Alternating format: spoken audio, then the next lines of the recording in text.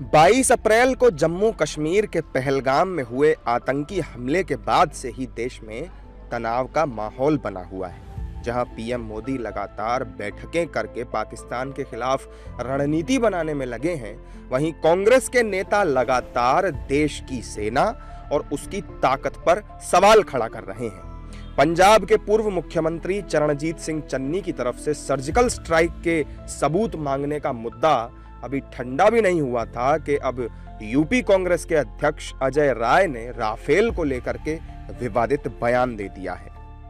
जब राफेल हिंदुस्तान के पास आया, जब रक्षा मंत्री जी गए थे तो उन्होंने नींबू मिर्चा बांधा था और नींबू मिर्चा सरकार ने बांधा है। मैं तो वही बता रहा हूँ, को याद दिला रहा हूँ कि नींबू मिर्चे कब हटेंगे और ये राफेल अपना कब काम करेगा, ये देश की जनता जानना चाहती है। अजय राय के इस बयान के बाद से ही बीजेपी लगातार कांग्रेस पर हमलावर है। बीजेपी प्रवक्ता शहजाद पूनावाला ने कांग्रेस पर हमला बोलते हुए कांग्रेस को एंटी नेशनल कांग्रेस तक कह दिया है। वहीं दूसरी तरफ बीजेपी के सांसद जगदंबिका पाल ने इस मामले पर कहा कि इस समय इस तरह की बात करना जले पर नमक छिड़कने जैसा है। कांग्रेस के नेता अजय राय, जो राहुल गांधी के बेहद करीबी है, उन्होंने रफाल का खिलौना नहीं बल्कि देश के सुरक्षा बलों के मनोबल के साथ खिलवाड़ किया है और अब उन्हीं के बयानों को, उन्हीं के इस कृत्य को पाकिस्तान हेडलाइंस में चलाकर भारत की सैन्य शक्ति का मजाक उड़ा रहा है। ये संयोग नहीं है, ये प्रयोग नहीं है, ये सोचा समझा सहयोग है। इसीलिए आईएनसी अब आईएनसी नहीं एएनसी एंटी नेशनल कांग्रेस बन चुकी है। उन आतंकवादियों को साबित हो गया है कि उनको संरक्षण सीमा पार के फौज से मिल रहा, आईएसआई से मिल रहा है और इसको कबूल किया है। मतलब खुद बिलावल भुट्टो जरदारी ने कबूल किया है कि हम आतंकवाद को फंडिंग करते हैं, ट्रेनिंग देते हैं। और मौजूदा रक्षा मंत्री ने किया है, आसिफ ख्वाजा ने।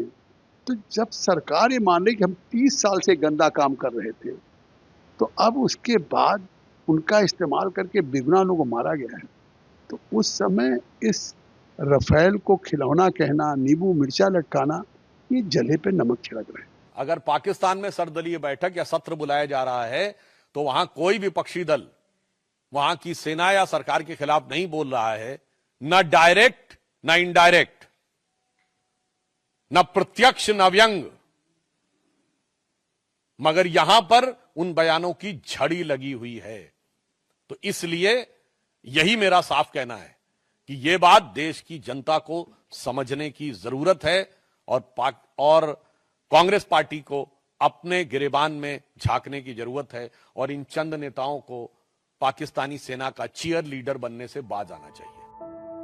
अजय राय के इस बयान पर जहां बीजेपी कांग्रेस पर जोरदार हमले कर रही है, वहीं कांग्रेस में भी उनके बयान को लेकर एक राय नजर नहीं आ रही। कांग्रेस के कुछ नेता जहां अजय राय के साथ खड़े नजर आ रहे हैं, तो वहीं कुछ नेता उन्हें नसीहत दे रहे हैं। अरे इसमें अपमान क्या हो गया, उसे इस्तेमाल कर लो ना, उसे इस्तेमाल करो। क्या उसे सजाने के लिए खड़ा किया है? उसे इस्तेमाल तो करो, पता तो चले उसके अंदर कुछ है भी। जो अजय राय जी ने कहा है बहुत हल्की बात है।